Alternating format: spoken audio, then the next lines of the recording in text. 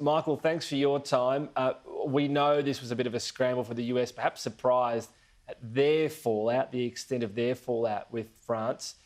What do you make of this rapprochement? It seems on track. It's pretty important because Joe Biden's under enough pressure as it is. Yeah, very much. Look, put it this way. I very much suspect that the American and British relationships with the French have repaired much quicker and more solidly than Australia's. As you say, President Biden has already spoken to the French President, Emmanuel Macron. He virtually offered a mea culpa, said that the whole AUKUS subs deal was handled clumsily and could have had more transparency. So that's where I think the relationship was really addressed.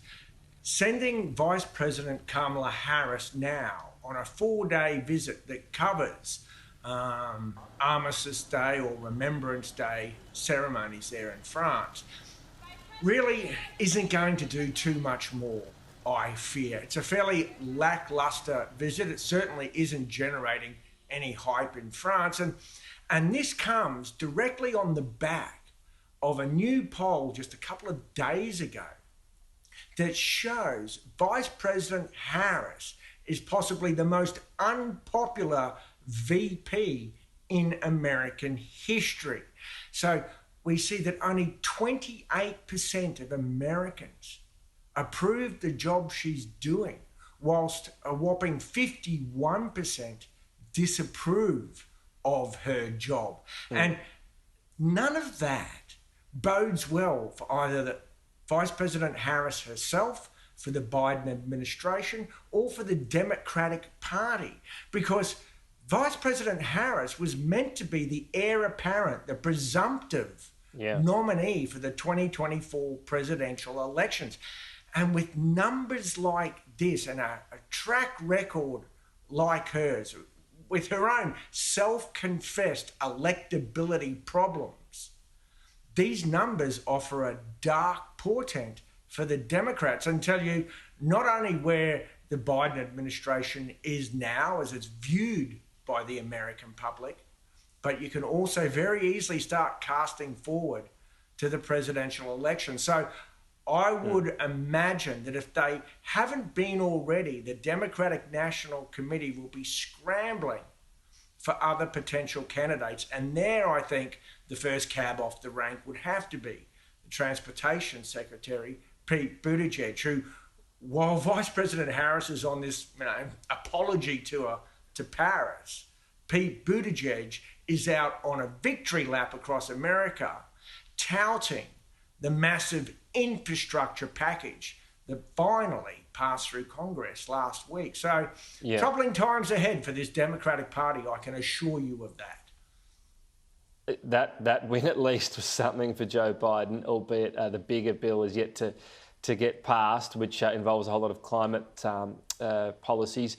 You mentioned Kamala Harris, though. So what's behind this? Because, yes, we know Joe Biden has suffered falls in his approval rating and some very rapid falls as well. Why the VP? Because usually they're lower profile and the level of disdain for any VP would usually be lower. You know, support might be lower, but so would disdain. Is it the so-called gaffes? Is it the sort of things she said, the foot-in-mouth comments that just overall she's a bit too left for the broad American electorate? Well, I think there's a number of factors that are coming into play here. Look, as you say, the vice president's first job is not to overshadow the president. And that's just the nature of the job. So, you know, the VP is meant to take a back seat, but I think Vice President Harris isn't in the back seat. She's in the car behind at the moment. The other thing is that she was thrown a couple of real hospital passes in terms of policy issues. She was put in charge of the administration's response to immigration, particularly the root causes in Central America that's driving immigrants to the American border, and that's not going very well. Look, you know, the last time she spoke about the immigration issue, she was challenged and said that, well, you haven't been to the border. And she said, well, I haven't been to Europe either. So that gives you a hint of how the administration may not have much confidence in her public performances. So there's that. And also the voting rights issue. She's got carriage of that. And for the third time, that failed to pass Congress last week. Also, she's relatively invisible. She hasn't done a major network interview with the media in something like 155, 160 days. And that was, the last one was where she made that terrible gaffe about the border. And also, she has spoken about her own electability problems. Remember, when she was running for president, she was one of the first to drop out of the race.